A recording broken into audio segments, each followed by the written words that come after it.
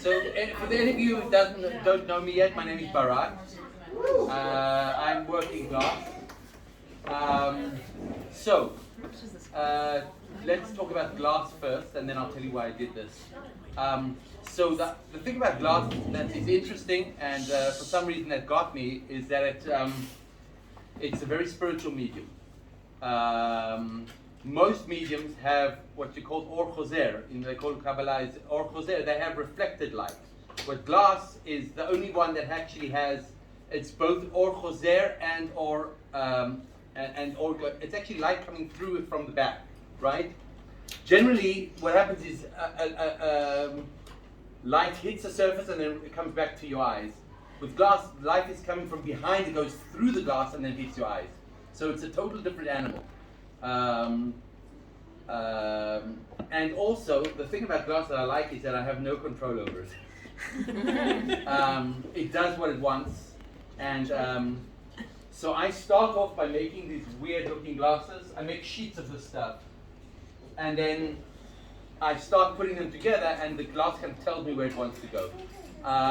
Actually, I can't paint on any other medium. I'm really bad at painting on paper. Like not bad, like average. But on glass, I'm really good. And no, serious, really not good.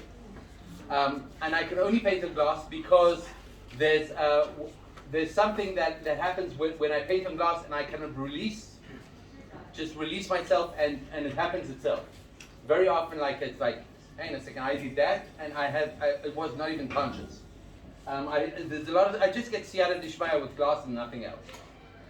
The reason why I did the snare boer here is when I was speaking to Rabbi Sif, and I came up with this idea that I thought, he wanted something of Matan Torah and something that would be like a centerpiece for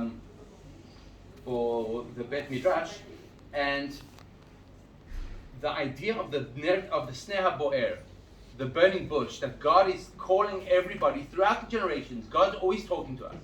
He talks to us through our families. He talks to us through anything that happens in the streets. Talks to us not only through literally learning Torah. It talks to us a lot of ways. You need to learn Torah in order to be able to be sensitive enough to understand what God's talking to. So with the burning bush, there's a midrash that says the burning bush had been burning for months.